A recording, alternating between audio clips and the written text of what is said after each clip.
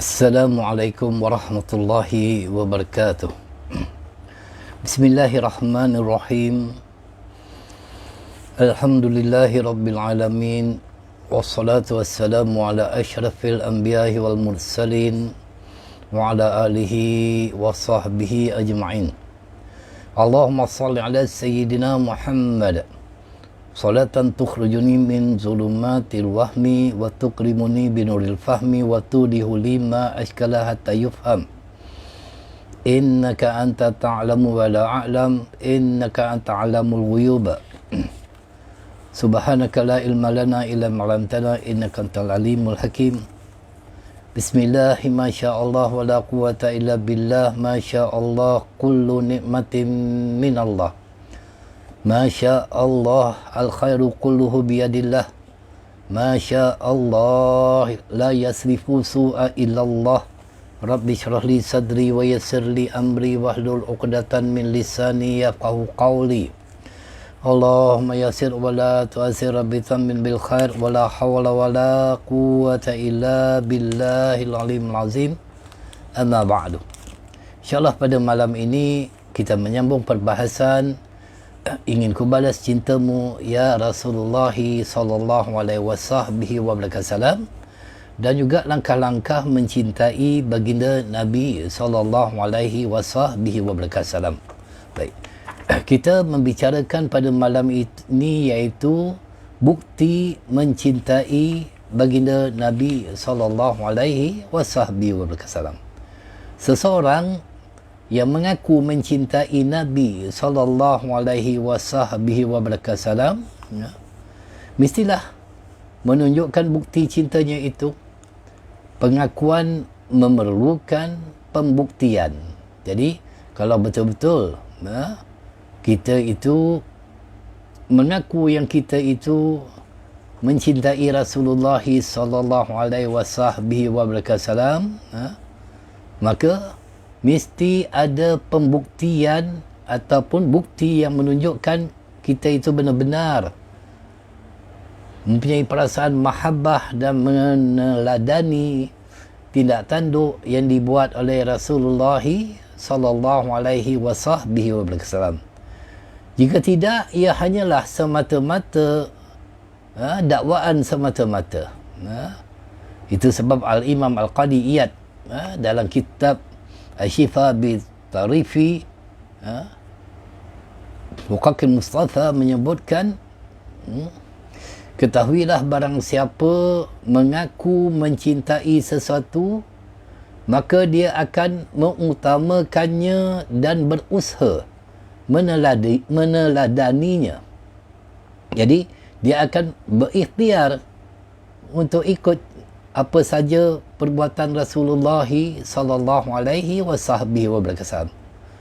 Kalau tidak, kata Al-Imam Qadi Iyad rahimahullah ta'ala, dia tidak melakukannya, maka berarti dia tidak dianggap benar dalam kecintaannya dan dianggap hanya mengaku-ngaku. Baik. Kalau mengaku-ngaku saja tanpa bukti, kata Al-Imam Qadi Iyad, tanpa bukti yang nyata yang ada pada dirinya. Jadi kalau dia tidak melakukannya, maka ia hanya sebagai dakwaan yang tidak ada buktinya. Bukti kecintaan kepada sunnah Rasulullah sallallahu alaihi wasallam yang utama adalah meneladani baginda, mengamalkan sunnahnya, baik perkataan maupun perbuatan. Itu yang dikatakan bukti seseorang itu mempunyai perasaan mahabbah, cinta kepada Rasulullah sallallahu alaihi wasallam. Oleh itu, antara tanda seseorang itu benar-benar mencintai baginda Nabi sallallahu alaihi wasallam ialah mencontohi dan mengamalkan sunnah Nabi sallallahu alaihi wasallam. Mengikut Rasulullah sallallahu alaihi wasallam, iqtida termasuk tanda yang besar dalam mencintai Nabi sallallahu alaihi wasallam, di mana Allah Subhanahu wa taala berfirman, a'udzubillahi minasyaitonir rajim, laqad kana lakum fi rasulillahi uswatun hasanatun liman kana yarjullaha wal yawmal akhir wa zakarallaha katsira.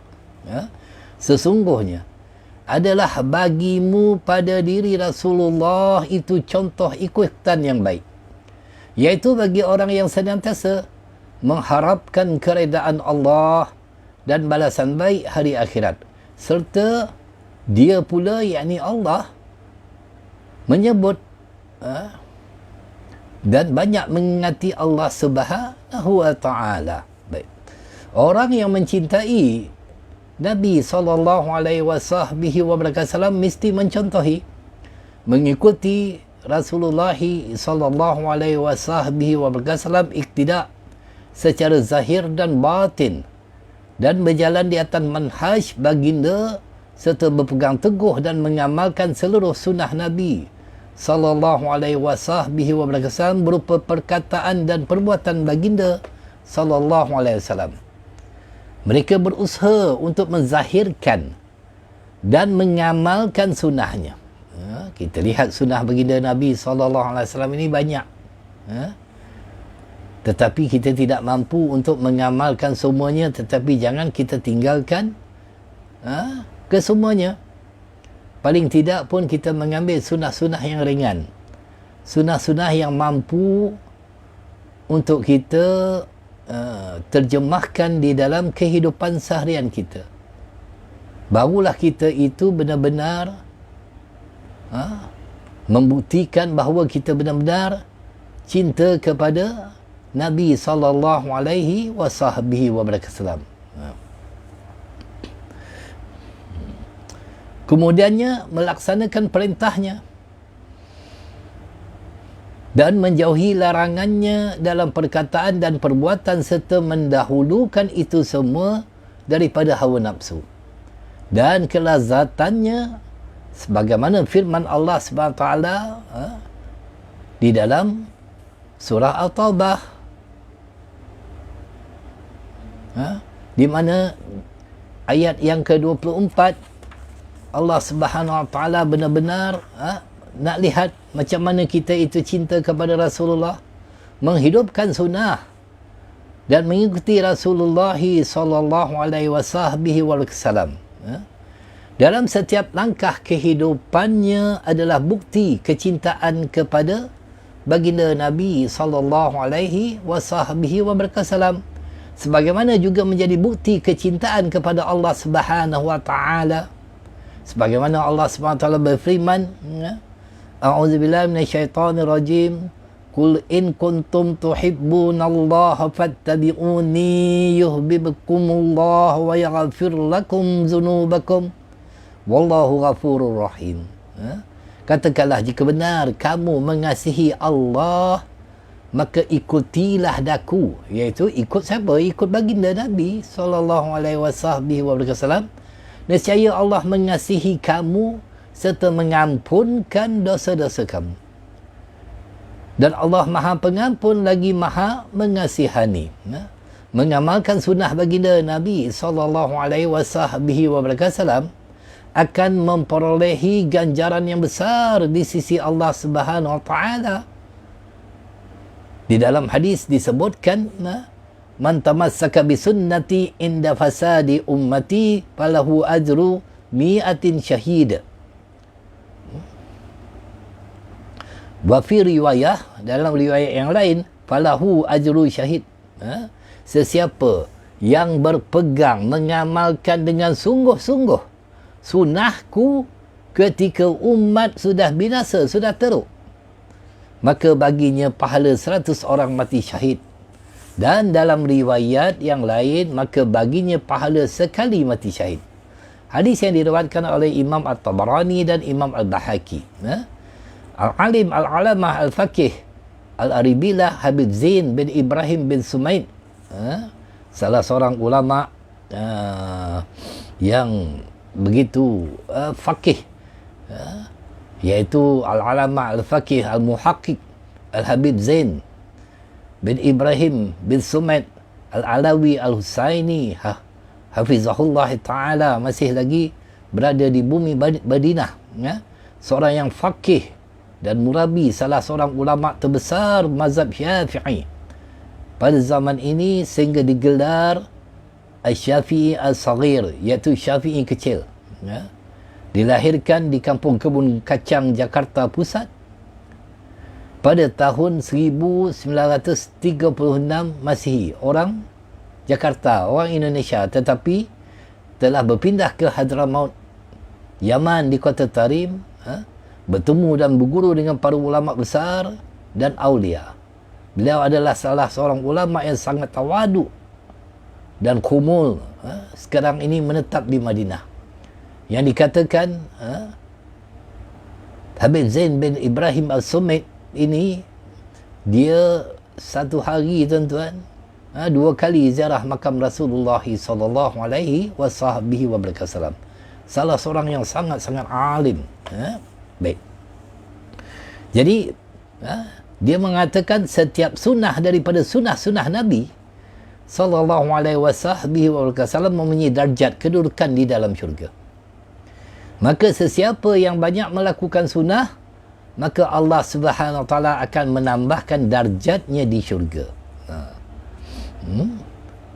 Boleh kita lihat perkara ini yang telah ditulis oleh Habib Zain bin Ibrahim bin Sumait, juga Habib Sagaf, Hasan Bahrun, dan sebagainya. Dan orang Islam datang kemudian daripada mereka berdoa, wahai Tuhan kami, ampunilah kami.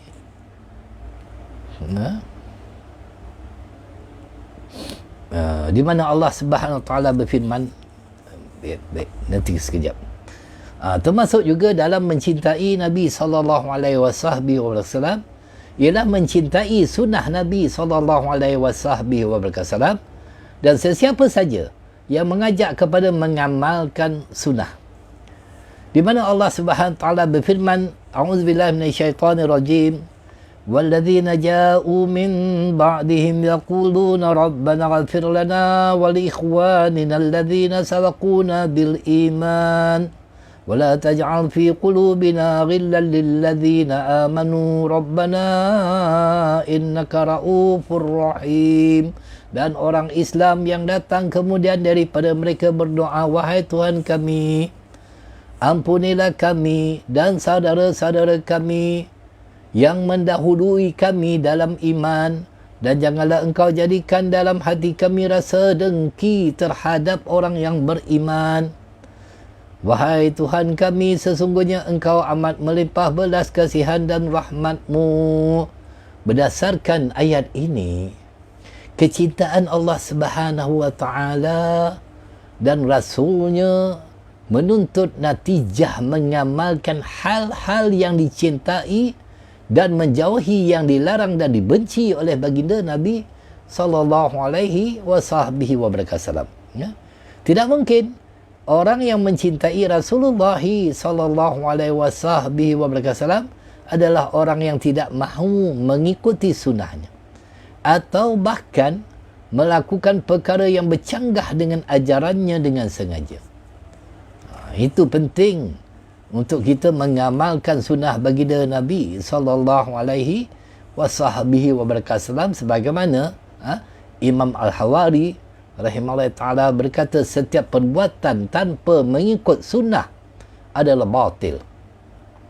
Sebagaimana sabda baginda Nabi sallallahu alaihi wasallam, barang siapa mengabaikan sunnahku, haram baginya syafaatku, Allahu Rabbi. Tetapi di akhir zaman ini banyak sunnah-sunnah yang telah ditinggalkan oleh umat Islam.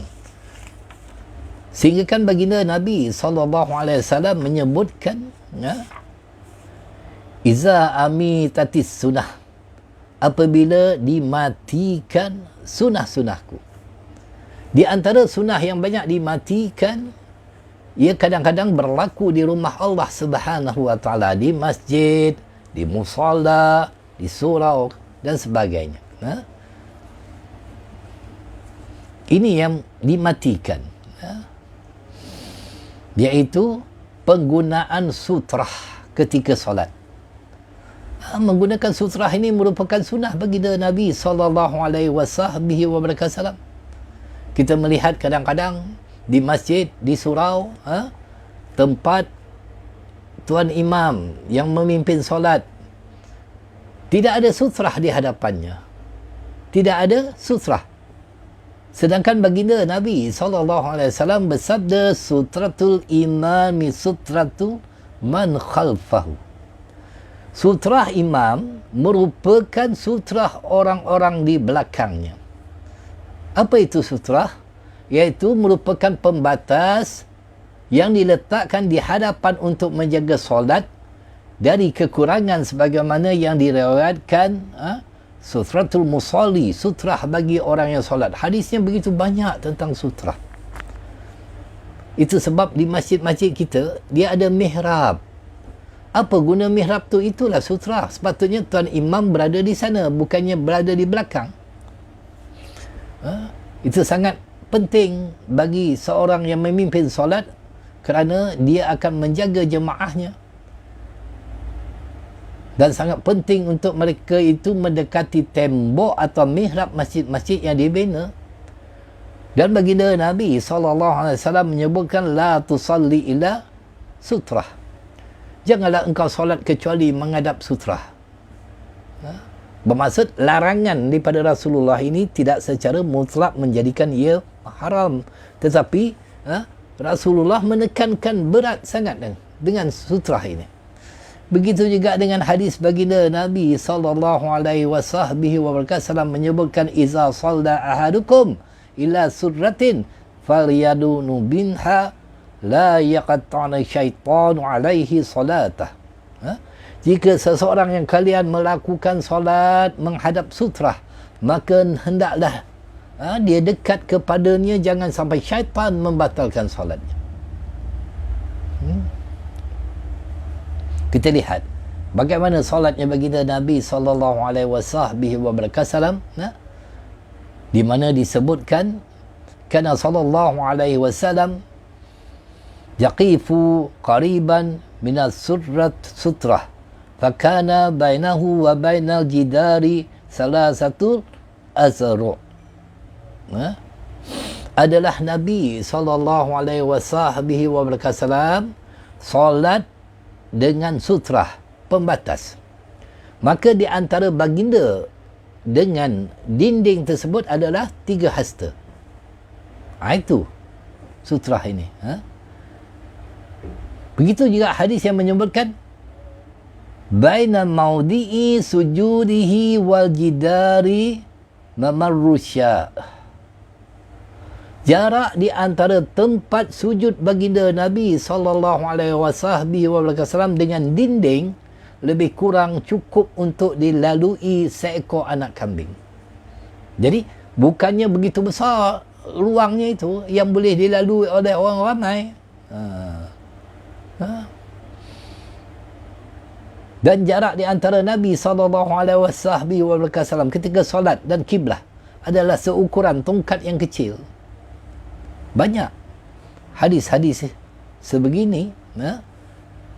Jadi untuk siapa sutrah ni? Untuk imam dan mufarid, walaupun semayang sendirian, tuan-tuan dan puan. Jadi rapatlah diri kita itu pada tembok, dinding, ataupun letakkan sesuatu di hadapan. Itu yang dikatakan sutrah. Kerana fa'inna ma'hul qarin, sesungguhnya bersamanya adalah qarin, bayangan syaitan yang akan mengganggu solat kita. Ini yang banyak yang ditinggalkan. Begitu juga dengan perkara-perkara yang lain selain daripada sutrah yang banyak ditinggalkan pada hari ini.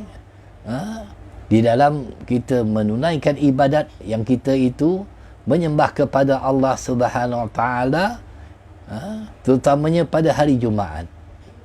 Hari Jumaat ini merupakan Sayyidul Ayam.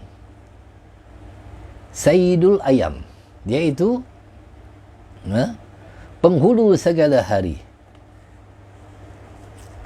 Dan hari yang paling mulia di sisi Allah Subhanahu Wa Taala, lebih mulia berbanding hari raya Aidil Adha, dan Idul Fitri sebagaimana hadis yang menyebutkannya. Di dalamnya terdapat 5 perkara, iaitu pada hari itu Allah ciptakan Nabi Adam AS, Allah turunkan Nabi Adam AS ke bumi, dan Allah wafatkan Nabi Adam AS pada hari Jumaat. Di dalamnya terdapat waktu yang tidaklah seorang hamba memohon kepada Allah melainkan Allah pasti memberinya selagi tidak meminta yang haram. Pada hari itu pula akan terjadinya hari kiamat. Dan tak satu pun malaikat yang dekat dengan Allah, langit, bumi, angin, gunung dan lautan, melainkan mereka semua cemas terhadap hari Jumaat, kerana akan terjadinya kiamat. Maka dengan itu, sunnah yang banyak ditinggalkan kadang-kadang orang yang memimpin solat, tuan-tuan imam, minta maaf, pada hari Jumaat waktu subuh. Ada juga yang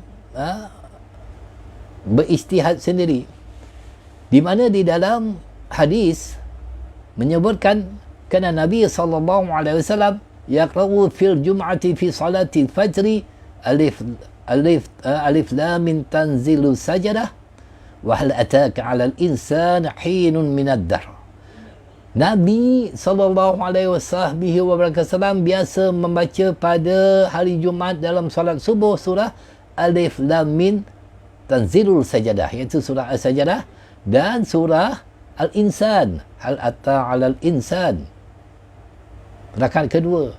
Tapi malangnya, kebanyakannya kadang-kadang dia baca surah Sajadah tapi dikerat, surah Al-Insan tidak dibaca. Ini jangan main-main dengan sunnah baginda Nabi SAW, walaupun ia adalah sunat tetapi sangat besar di sisi Allah Subhanahu Wa Taala. Begitu juga pada hari Jumaat, di mana disebutkan kerana Rasulullah SAW di dalam mendirikan solat Jumaat, yar'u fil idani wa fil Jum'ah sabihisma rabbikal a'la hal ataka hadisul ghasyah. Adalah Rasulullah SAW di dalam solat 2 hari raya dan solat Jumaat. Maka baginda Nabi SAW akan membaca surah Al-A'la pada rakaat pertama, dan pada rakaat kedua dibaca surah Al-Ghasyiyah. Ada juga yang mana Rasulullah SAW membaca surah Al-Jum'ah dan surah Munafikun pada hari Jumaat. Ini yang banyak ditinggalkan. Kadang-kadang kita yang menjadi imam, kita tak baca surah ni. Kita pilih surah-surah yang pendek. Sedangkan baginda Nabi SAW menyarankan kepada kita agar bacaan di dalam solat hari Jumaat dibaca panjang. Seumpama membaca surah Al-A'la dan surah Al-Ghasyiyah. Sementara kutubah dipendekkan. Ini terbalik, kutubah panjang, semayang pula pendek. Sehingga kan baginda Nabi SAW di dalam hadis menyebutkan, inna tula salatir rajuli wa qisara khutbatihi ma'innatun min fiqhihi fa'atilu salata waqsurul khutbata wa inna minal bayani sihra.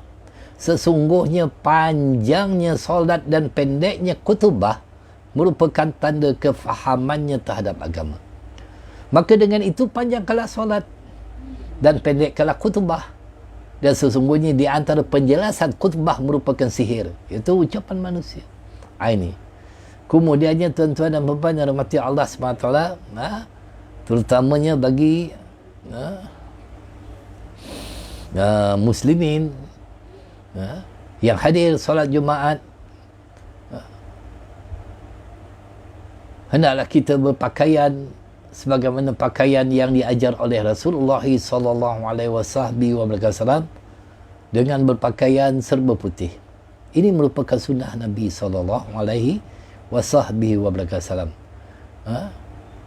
Sebagaimana hadis an Sumarata ni Jundabin ani Nabi SAW qala, daripada Samurah bin Jundab radhiyallahu taala, sesungguhnya Rasulullah sallallahu alaihi wasallam bersabda, albasu min thiyabikum bayadu fa innaha adharu wa adyabu wa kifinu fiha mautakum.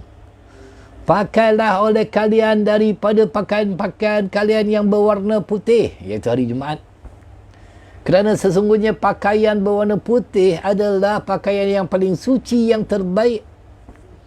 Bukankah hari Jumaat itu merupakan hari yang terbaik? Maka pakai pakaian terbaik yang berwarna putih. Dan kafanilah dengannya orang yang meninggal di antara kalian. Orang yang meninggal kita kafankan dengan pakaian yang putih, pakaian yang suci, pakaian yang bersih, pakaian yang terbaik. Maka hari Jumaat merupakan hari yang begitu mulia, hari yang terbaik. Kenapa kita tidak mahu menjalankan sunnah baginda Nabi SAW yang begitu mudah untuk kita mengamalkannya? Begitu juga dalam perkara-perkara lain, sehingga kan baginda Nabi SAW bersabda, la takhiran minal ma'rufi syai'a. Jangan kalian meremehkan kebaikan sekecil apapun. Nampak kecil. Nampak kecil. Sumpama yang saya sebutkan sebelum ini, janganlah tuan-tuan dan puan minum dan makan dengan tangan kiri. Jangan. Nabi larang kita minum dan makan dengan tangan kiri. Sehingga Rasulullah mengatakan, fa inna syaitana ya'kulu bisimalihi wa yashrabu bisimalihi. Sesungguhnya syaitan makan dan minum dengan tangan kiri.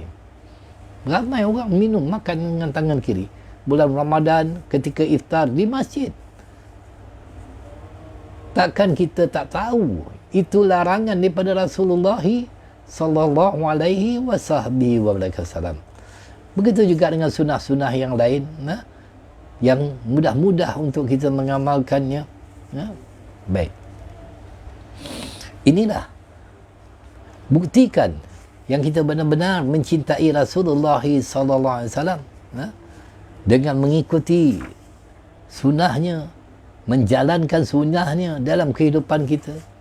Masuk ke dalam tandas dengan mendahulukan kaki kiri, keluar daripada tandas dengan kaki yang kanan. Masuk ke dalam masjid dengan mendahulukan kaki yang kanan, keluar daripada masjid dengan mendahulukan kaki yang kiri. Ini sunnah. Tapi beberapa ramai orang meninggalkannya. Dia pandang remeh. Memakai pakaian, memakai seluar, memakai selipar, memakai kasut, dahulukan yang kanan. Bila menanggalkannya, tanggalkan yang sebelah kiri terlebih dahulu. Ini sunnah Rasulullah SAW. Rugilah kalau kita itu memandang remeh, memandang ianya kecil sunnah baginda Nabi SAW. Kemudiannya bukti cinta kita itu kepada Rasulullah SAW, memperbanyakkan membaca selawat ke atas baginda Nabi SAW. Dalam pepatah Arab dikatakan man ahabba syai'an qasura min zikrihi. Sesiapa yang cinta kepada sesuatu akan selalu mengingatinya.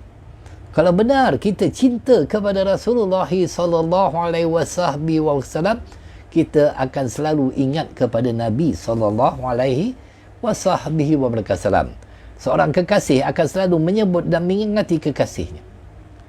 Justru apabila hati seseorang itu mengistikharkan kecintaan terhadap Rasulullah sallallahu alaihi wasallam, maka lidahnya akan selalu menyebut nama kekasihnya, yakni Rasulullah sallallahu alaihi wasallam.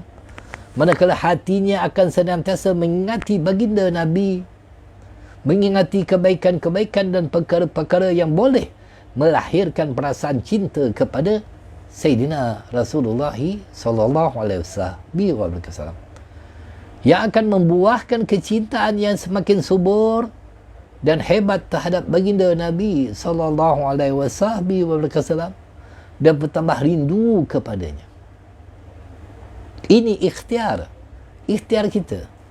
sebagai umat yang mengakui mencintai Nabi sallallahu alaihi wasallam, kita hendaklah memperbanyakkan selawat dan salam ke atas baginda Nabi sallallahu alaihi wasallam. Selawat adalah satu ibadah yang agung untuk mendekatkan diri takarub kepada Allah Subhanahu wa taala. Ini merupakan satu ibadah yang agung, berselawat. Ia adalah anugerah terbesar daripada Allah Subhanahu wa taala kepada umat. Istimewanya Allah Subhanahu wa taala sendiri memulakan dengan zatnya yang mulia dahulu dalam perkara selawat. Innallaha wa malaikatahu yusalluna 'alan nabi. Sesungguhnya Allah dan para malaikat berselawat ke atas Nabi. Ya ayyuhalladzina amanu sallu alaihi wasallimu taslima. Wahai orang-orang beriman, berselawatlah kamu ke atas Nabi kamu. Susah ke nak berselawat ni tuan? Allah Rabbi. Kita pelik kadang-kadang. Kita merasa pelik bin ajaib. Di saat kita kadang-kadang buat majlis selawat, kita photostat bacaan-bacaan selawat, kadang-kadang orang kita langsung dia tak tahu aja. Dia ambil kertas tu, dia gulung-gulung aja kertas tu. Kadang-kadang dia masuk dalam baju dia. Dia tak hirau untuk melihat bait-bait bacaan itu dan mengikut dengan mulutnya. Tak nak dia. Allah Rabbi. Kita bagi kan, katakan Mahalul Qiyam di dalam kitab Maulid dia ulama, kita bacakan sallallahu ala Muhammad sallallahu alaihi wasallam, ya Nabi salam alaika, ya Rasul salam alaika. Maulid diba'i, ya Habib assalam alaika, salawatullah alaika. Kadang-kadang orang kita bagi kertas tu, dia gulung-gulung, lipat-lipat, masuk poket, tak baca pun. Dia bersandar kat dinding. Di saat orang berselawat, kita tak boleh berselawat, sangat-sangat rugi. Sangat-sangat rugi kita itu. Allah Rabbi. Itu sebab kita hidupkan majlis-majlis selawat. Majlis yang nak mendekatkan kita kepada Allah dan membawa mahabbah cinta kita kepada Sayyidina Rasulullah sallallahu alaihi wasallam. Maka Allah SWT memulakan dengan daripada zatnya, bersalawat kepada baginda Nabi sallallahu alaihi wasallam. Kemudian barulah para malaikat yang hampir kepadanya. Kemudian barulah diperintahkan sallu alaihi wasallimu taslima, kepada orang yang beriman untuk bersalawat dan memberi salam kepada Rasulullah sallallahu alaihi wasallam. Tak lama lagi bulan Ramadan. Masya-Allah, tabarakallah. Tinggal beberapa hari lagi. Dan kita diizinkan untuk hadir untuk solat tarawih, baik di masjid, baik di surau. Jadi di saat di antara dua rakaat itu ada bacaan selawat kepada Nabi sallallahu alaihi wasallam. Begitu juga kita merasa pelik di saat itu ramai di antara umat Islam, mereka itu membisu, tidak menyahut panggilan selawat yang dilantunkan oleh sang muazzin. Allahumma salli ala sayyidina wa habibina wa syafiina wa zukrina wa maulana Muhammad. Sahutlah, keluarkan suara sallallahu wasallam alaih. Jangan malu, jangan kedekut dengan suara ni. Kita tak pernah kedekut, kita tak pernah lokek suara ini untuk bersorak ketika menonton perlawanan bola sepak. Di saat pasukan favourite kita menjaringkan gol, suara kita yang paling kuat. Tetapi kenapa di saat untuk menyebut nama insan, nama makhluk yang paling mulia di sisi Allah Subhanahu wa taala, kita tidak dapat mengeluarkan suara, kita tidak dapat untuk melantunkan bacaan selawat ke atas baginda Nabi sallallahu alaihi wasallam. Alangkah malangnya bagi umat Islam sebegini yang mereka itu menganggap baginda Nabi sallallahu alaihi wasallam itu tidak ada manfaat bagi dirinya. Allahu Rabbi.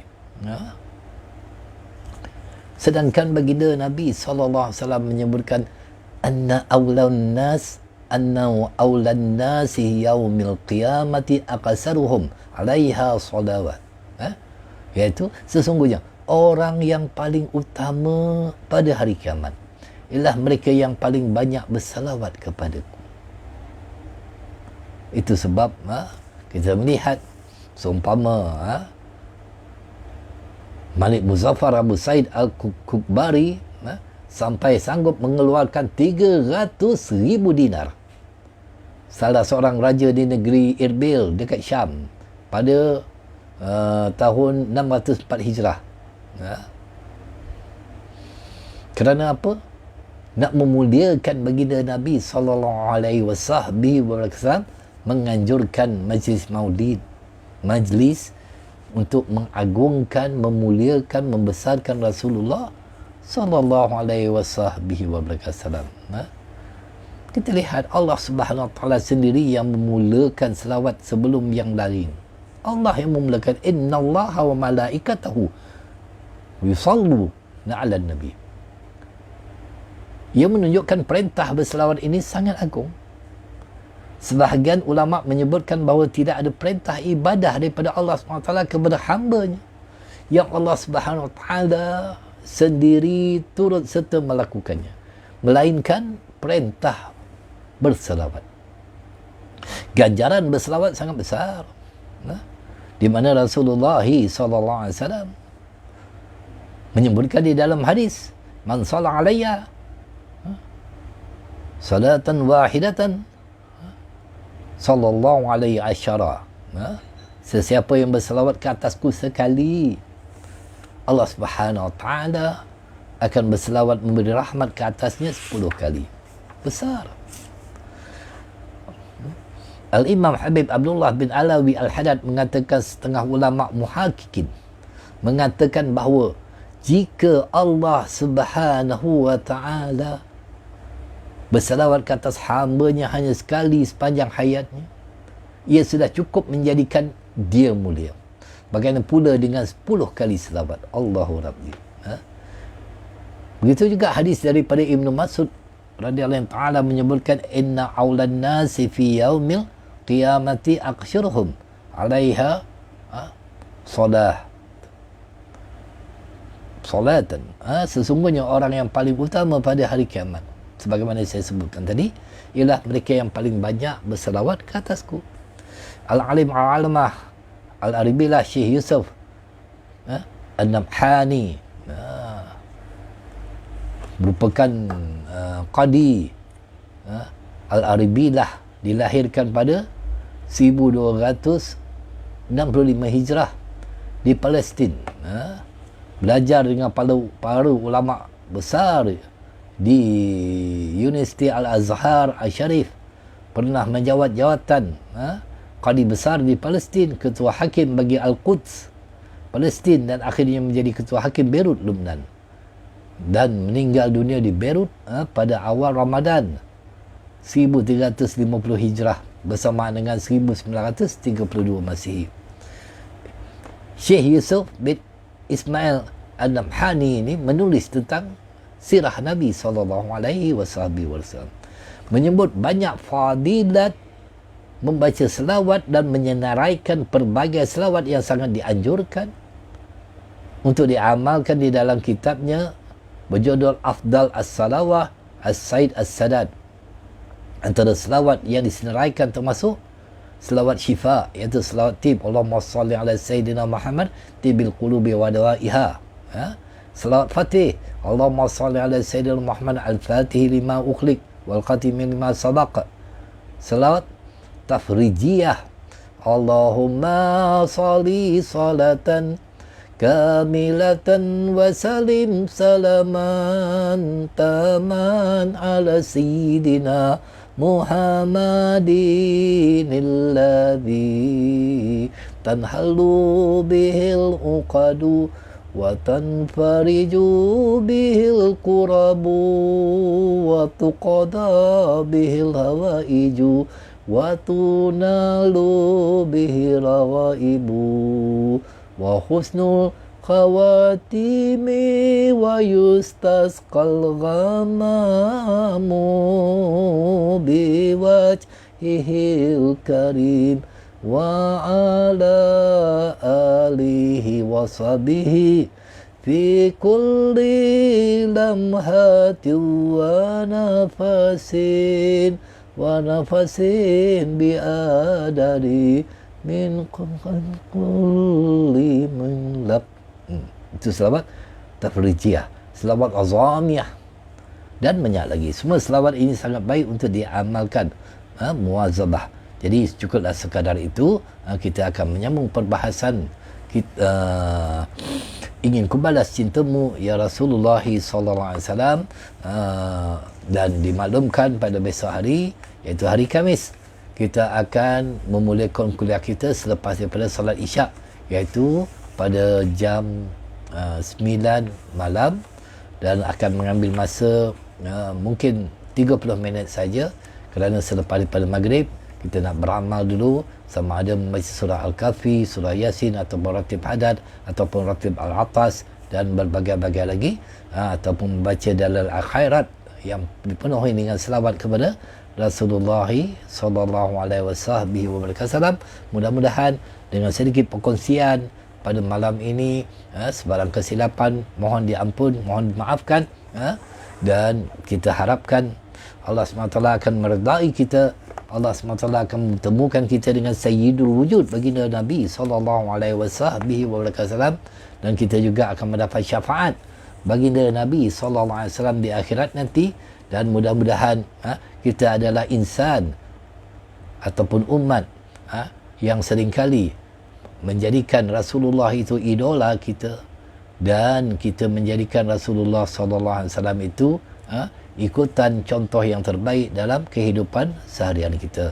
Jadi kita tutup dengan doa untuk umat Islam, khususnya kepada para penonton, tuan-tuan dan puan yang tidak pernah jemu untuk bersama dengan saya, menemani saya dalam kesorangan secara online ini. Mudah-mudahan Allah SWT rahmati, ampuni dan berikan kebaikan kepada tuan-tuan semuanya. A'udzubillahi minasyaitonirrajim. Bismillahirrahmanirrahim. Alhamdulillahirabbil alamin. Wassalatu wassalamu ala asyrafil anbiya wal mursalin wa ala alihi washabihi ajma'in. Allahumma firli ummati sayyidina Muhammad, Allahumma arham ummata sayyidina Muhammad, Allahumma astur ummata sayyidina Muhammad, Allahumma jbur ummata sayyidina Muhammad, Allahumma aslih ummata sayyidina Muhammad, Allahumma afi ummati sayyidina Muhammad, Allahumma fas ummati sayyidina Muhammadin sallallahu alaihi wasallam, Allahumma arham ummata sayyidina Muhammadin rahmatan amatan ya rabbal alamin, Allahumma fir li ummati sayyidina Muhammadin maghfiratan amatan ya rabbal alamin, Allahumma farij an ummati sayyidina Muhammadin farajan ajilan ya rabbal alamin. Sallallahu ala sayyidina Muhammadin wa ala alihi washabihi ajma'in. Walhamdulillahi rabbil alamin. Assalamualaikum warahmatullahi wabarakatuh.